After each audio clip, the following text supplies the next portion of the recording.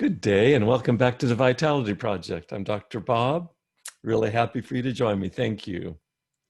Yesterday, we completed our second unit on what we've been calling mind-body tools for advanced recovery. So just in quick review, we've now introduced body-oriented techniques for calming or relaxing our bodies and brains. That would be module 1. And in module 2, we covered mind-oriented approaches as opposed to body-oriented techniques. Mind-oriented approaches, cognitive approaches to identifying and converting our requirements, which tend to have an absolute quality to them, into our preferences, which tend to have a more flexible quality to them. Now that was module 2. And so what we've now done is opened up into what I see as very rich and reliable, effective mind and body resilience resources, even in the face of stress, maybe most especially in the face of stress. So what I want to do next is to incorporate an even deeper dive into advanced recovery tools.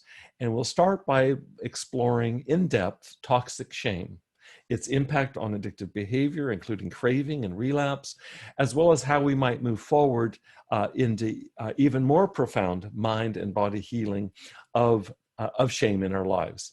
So for any of you who've been with us here at your Vitality Project for the last number of posts or even over the last year, you'll know that we've previously focused in depth on shame and stigma around addiction and recovery because they're such important variables in affecting our success in sustaining sobriety.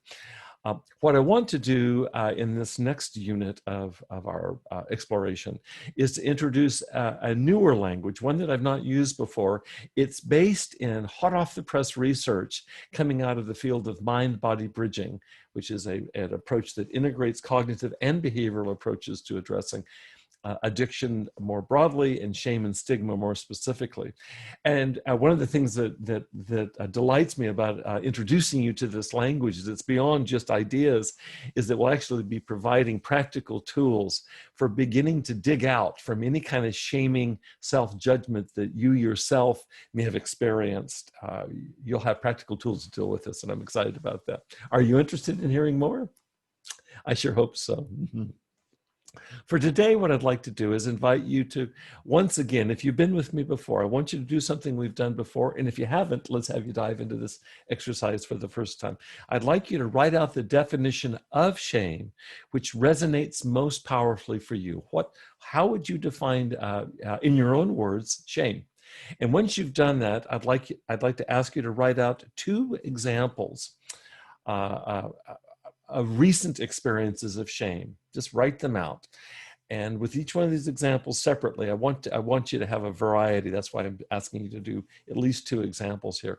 I'd like you to, underneath each one of these, is to call up, what did you feel in your body when you felt ashamed? See if you can remember what thoughts ran through your mind with this shame.